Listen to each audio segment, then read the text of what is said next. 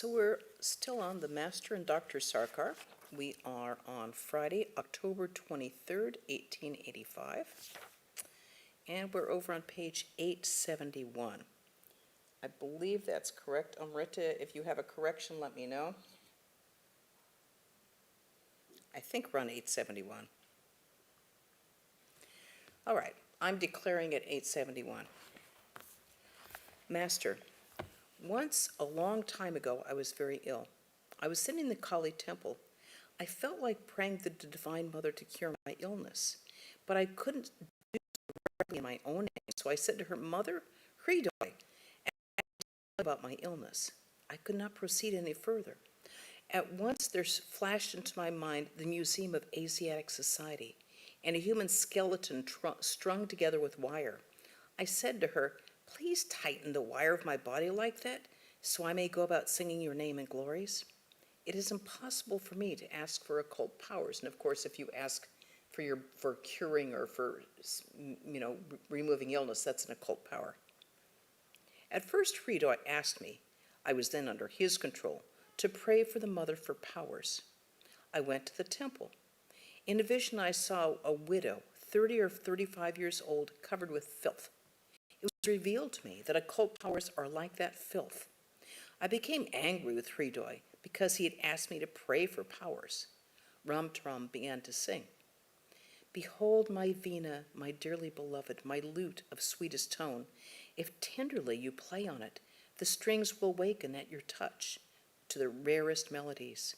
Tune it neither low nor high, and from it 100 streams the sweetest sound will flow.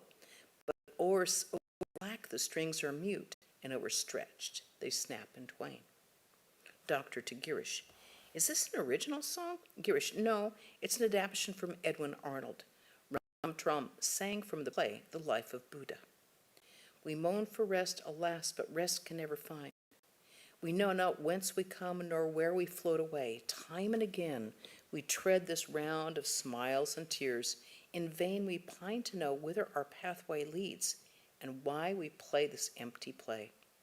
We sleep, though awake, as if by a spell bewitched. Will darkness ever break into the light of dawn? As restless as the wind, life moves unceasingly. We do not know who we are, or whence it is we come. We know not why we come, nor where we drift. Sharp woes dart forth on every side. How many drift about, now gay, now drowned in tears. One moment they exist, the next they are no more. We know not why we come, nor what our deeds have been, nor in our bygone lives how well we played our parts. Like water in a stream, we cannot stay at rest. Onward we flow forevermore.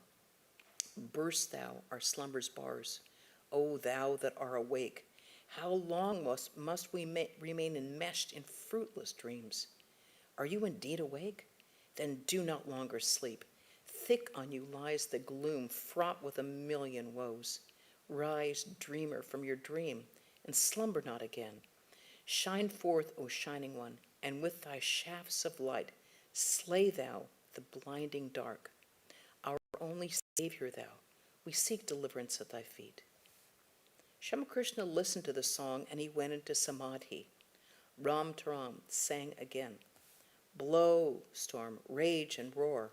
When the song was over, Ramakrishna said to the singer, what is this? Why this decoction of bitter neem leaves after the rice pudding? The moment you sang, shine forth, O shining one, and with thy shafts of life slay thou the blinding light, I had a vision of the sun.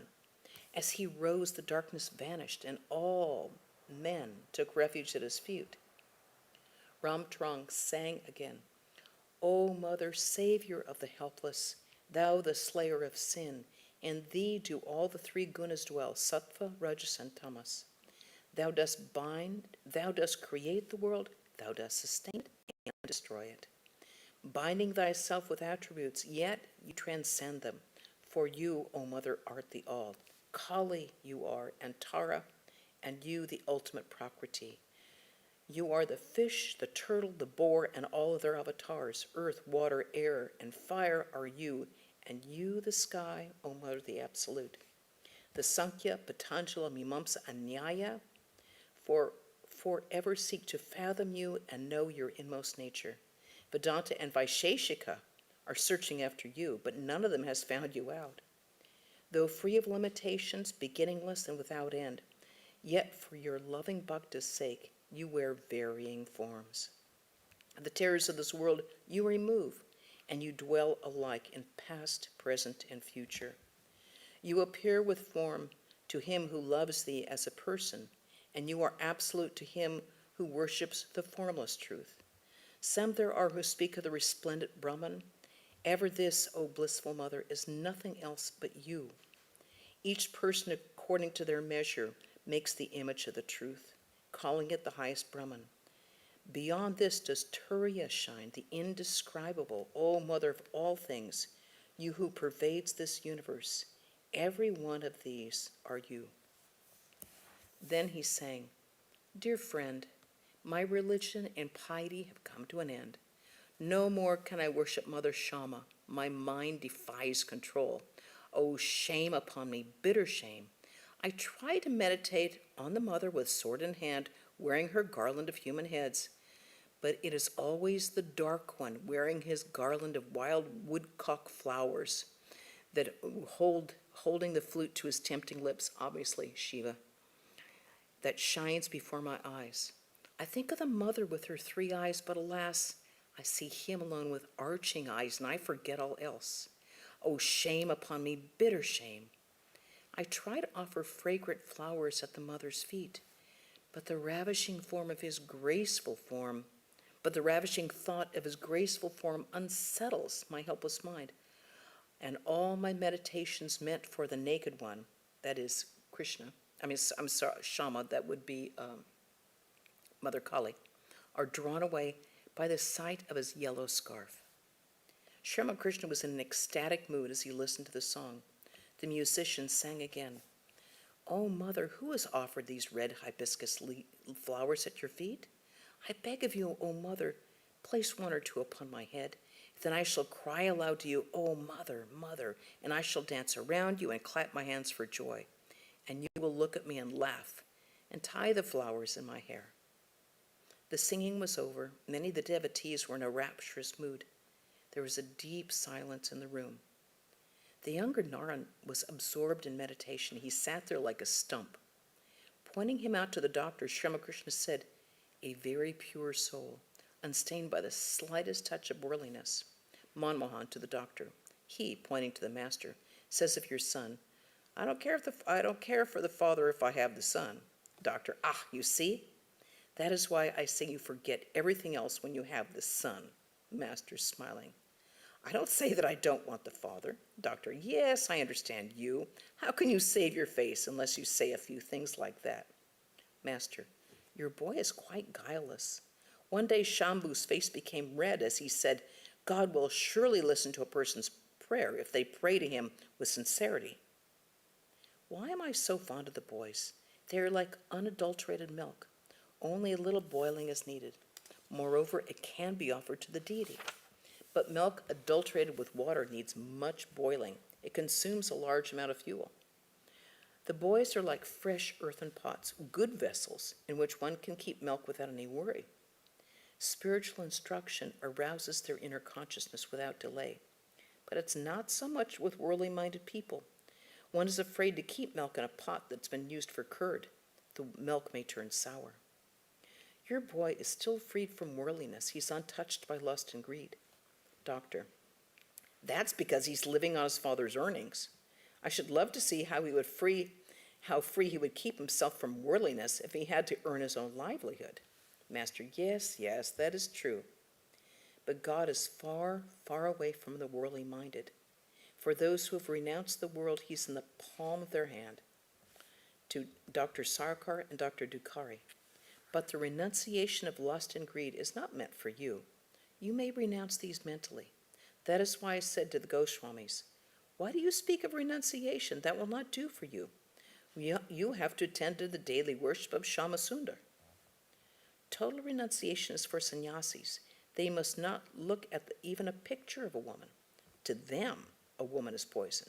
They must keep themselves at least 10 cubits away from her, and if that is not possible, at least 1 cubit.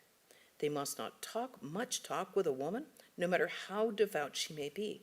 Further, they should choose their dwelling at a place where they will never or scarcely ever see the face of a woman. Money, too, is like poison for a sannyasi. If a sannyasi keeps money with him, he has worries, pride, anger, and the desire for physical comforts. Money inflames his rajas, which brings tamas in its train. Therefore, a sannyasi must not touch gold. Lust and greed makes him forget God. For householders, money is a way of getting food, clothes, and a dwelling place, worshiping the deity, and serving holy people and the devotees. It is useless to try to hoard money. With great labor, the bees build a hive, but a man breaks it and takes all the honey away. Doctor: Whom shall we hoard for? For a wicked son, perhaps. Master: It's not for a wicked son alone. Perhaps the wife is unchaste. She may have a secret lover. Perhaps she will give him your watch and chain. You should not renounce woman completely. It's not harmful for a householder to live with his wife. But after the birth of 1 or 2 children, husband and wife should live together as brother and sister.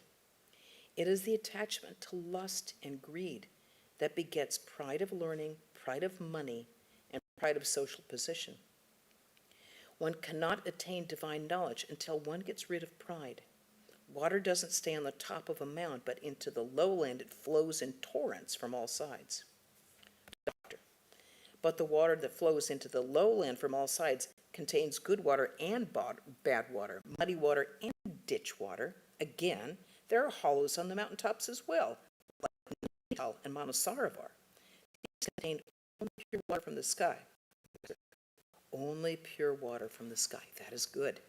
Doctor: Further, from an elevated place, the water can be distributed on all sides. Master: A certain man came to possess a siddha mantra.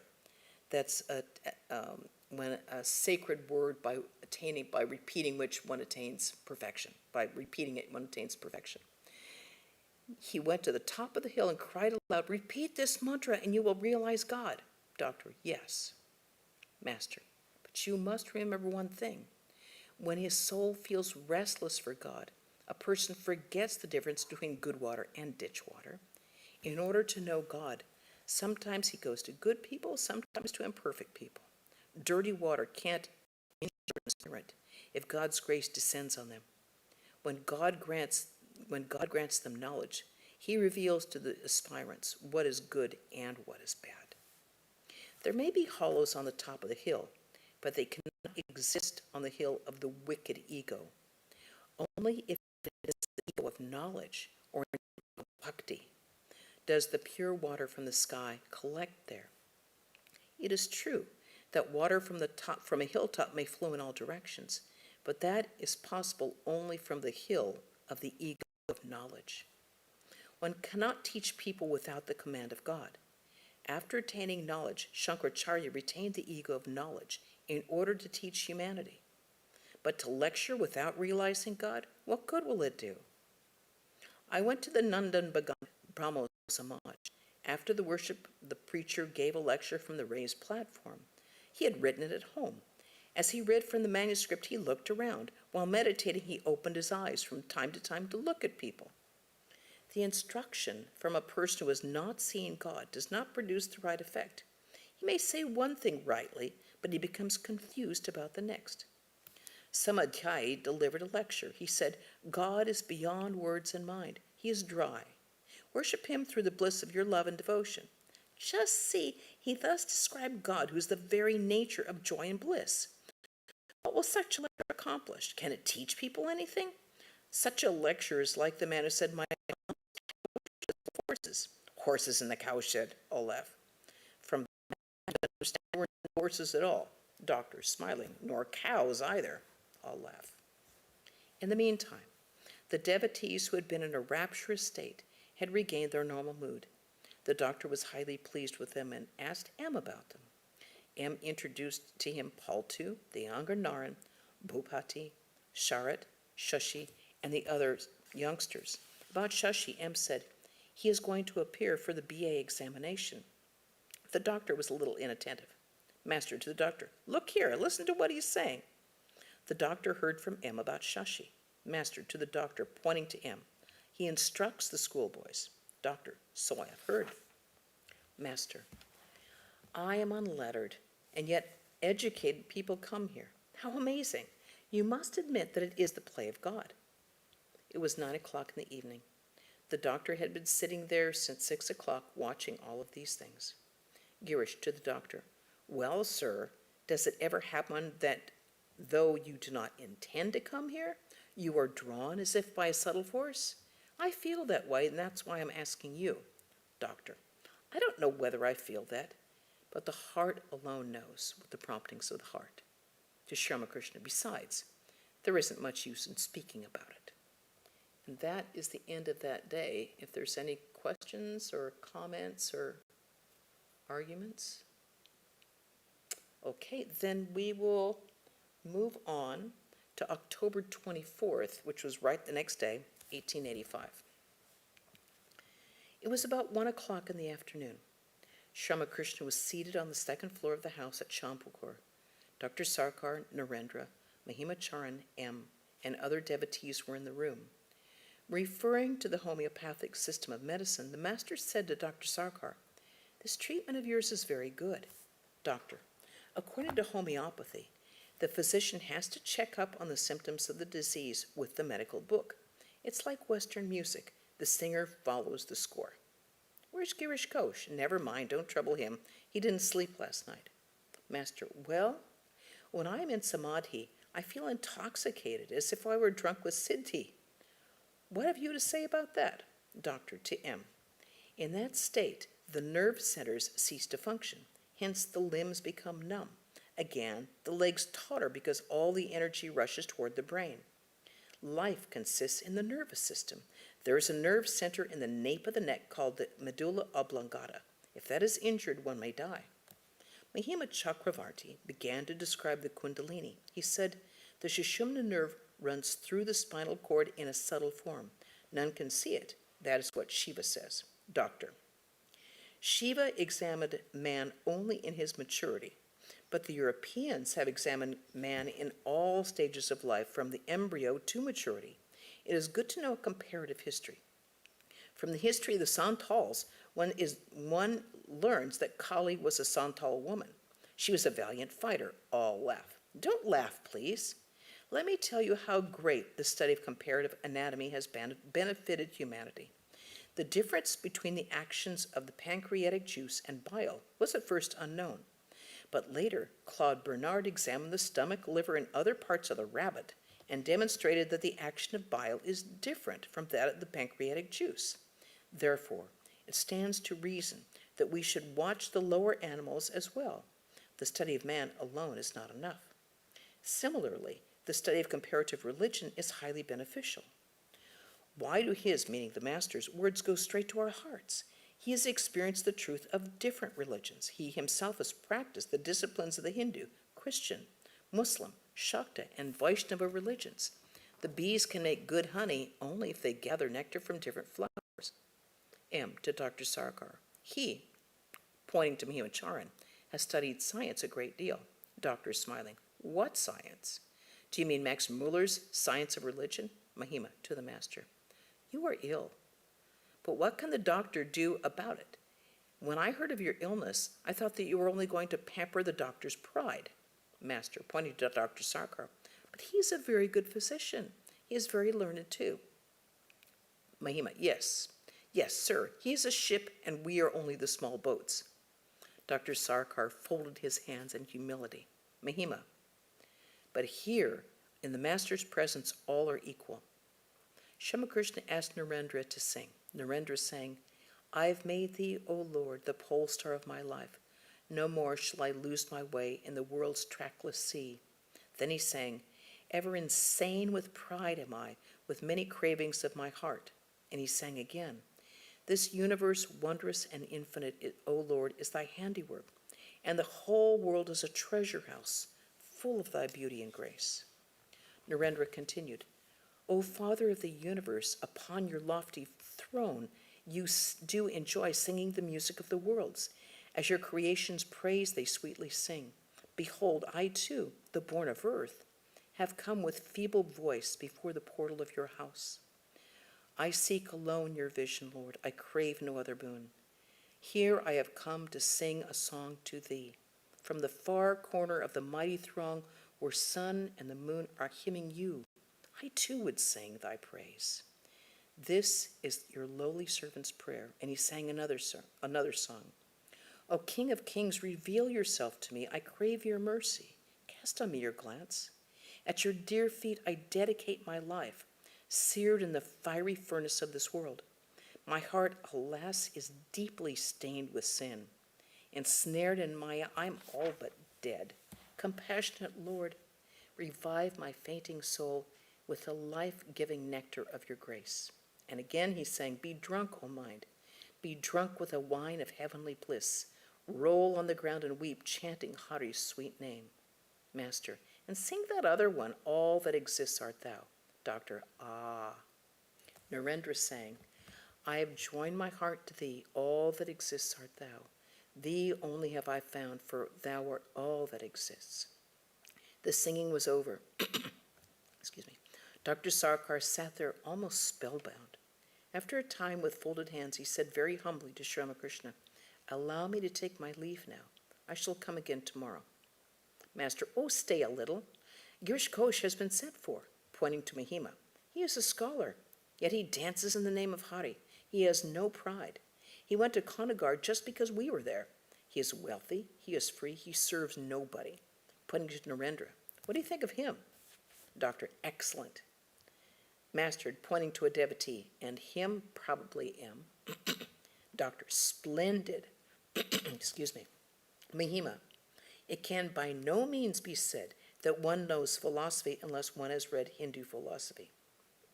Excuse me.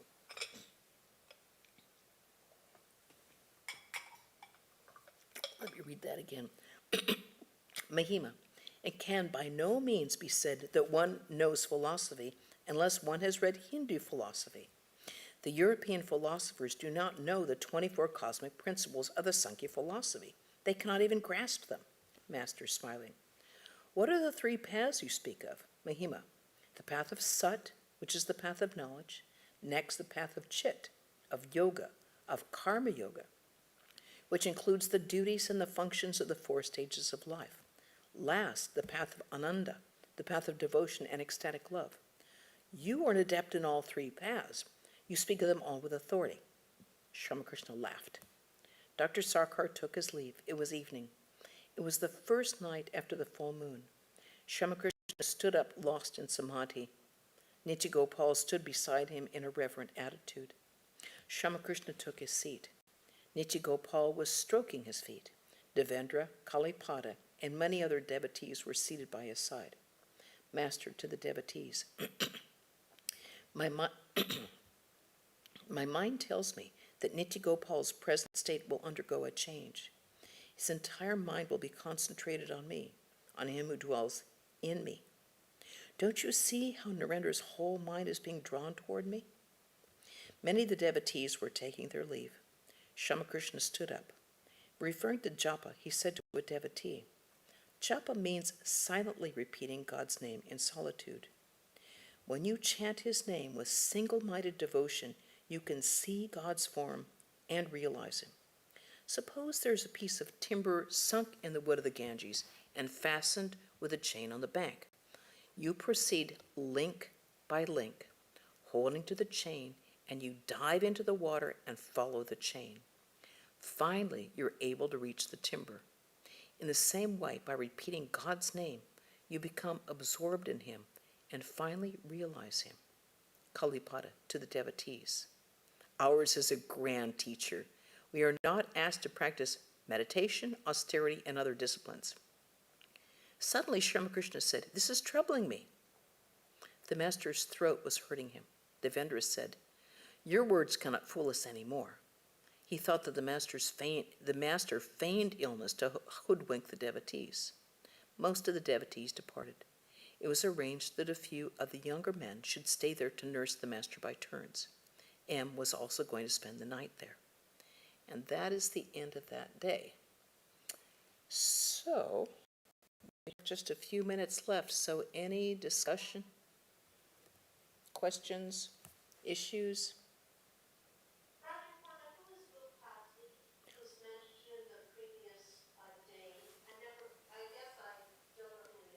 I don't either. You see the name mentioned in the Gatamrita or in the Gospel, but I really don't know anything about him. Okay, I was just wondering, I didn't either, so I thought you. Yeah, he's one that shows up every once in a while, but he doesn't speak very much, and he doesn't interact all that much, but he definitely is there.